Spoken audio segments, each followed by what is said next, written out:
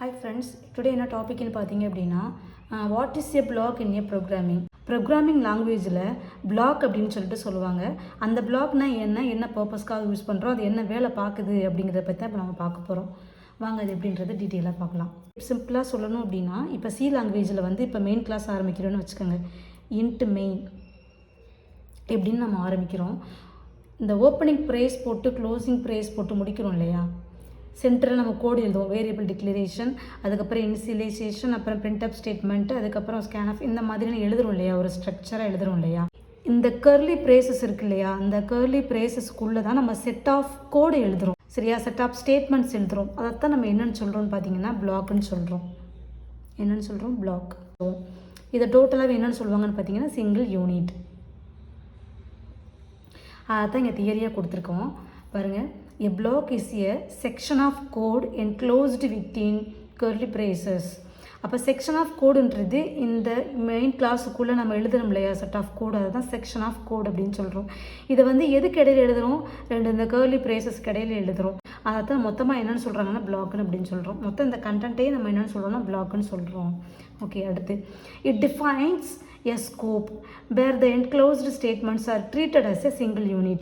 இந்த ரெண்டு curly braces use பண்ணுறோம் இல்லையா, இப்படி நம்ம யூஸ் பண்ணிட்டாவே என்னென்னு நம்ம சொல்லுவோம் அப்படி பார்த்தீங்கன்னா சிங்கிள் யூனிட் அப்படின்னு நம்ம சொல்லுவோம். இது என்ன பர்பஸ்க்காக இந்த பிளாக் யூஸ் பண்ணுறேன்னு பார்த்தீங்க அப்படின்னா ஆர்கனைசிங் கோடு.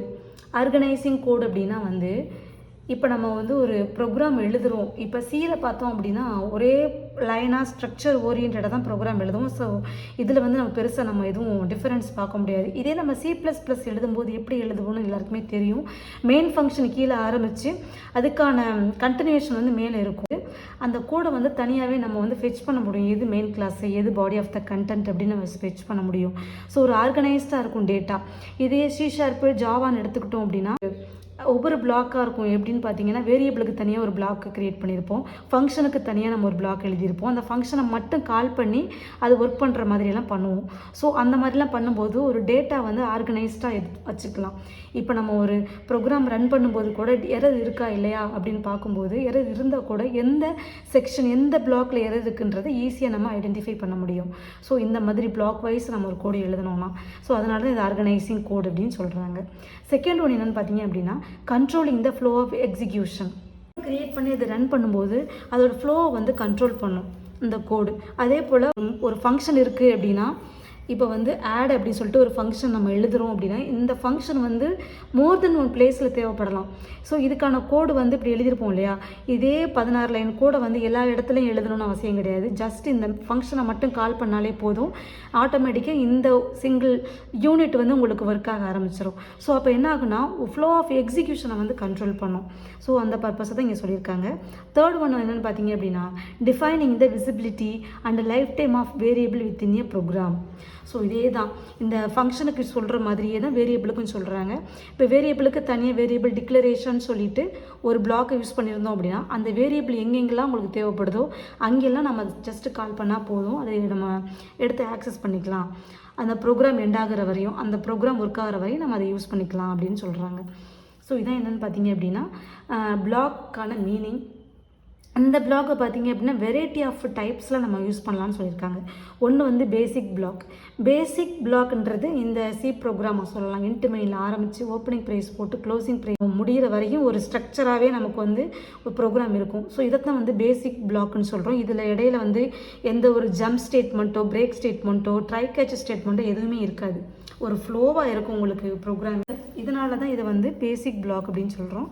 Second function black. Function black அப்படிங்கிறது என்னென்னு பார்த்தீங்கன்னா இப்போ தான் இங்கே சொன்னேன் இல்லையா, இப்போ வாய்ட் அடிஷன் அப்படின்னு சொல்லிட்டு ஒரு ஃபங்க்ஷன் நான் எழுதுகிறேன், ஆர் சப்ட்ராக்ஷன் அப்படின்னு சொல்லிட்டு நம்ம எழுதணும்னு வச்சுக்கோங்க.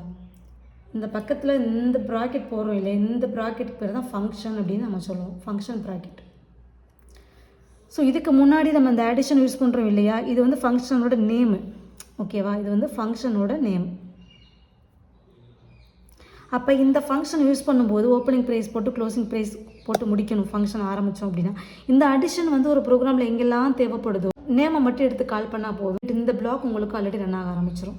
ஸோ இது ஃபங்க்ஷன்லேயே இந்த பிளாக் யூஸ் பண்ணலாம் அப்படின்னு சொல்லியிருக்காங்க. அடுத்து கண்டிஷனல் பிளாக். கண்டிஷனல் பிளாக் அப்படிங்கிறது என்ன, if else, nesting of if else இதெல்லாம் சொல்கிறது தான் என்னென்னு பார்த்தீங்கன்னா கண்டிஷன் ஆஃப் பிளாக் அப்படின்னு சொல்கிறோம். ஸ்விட்ச் இதெல்லாம் அதுக்குள்ள வரும்.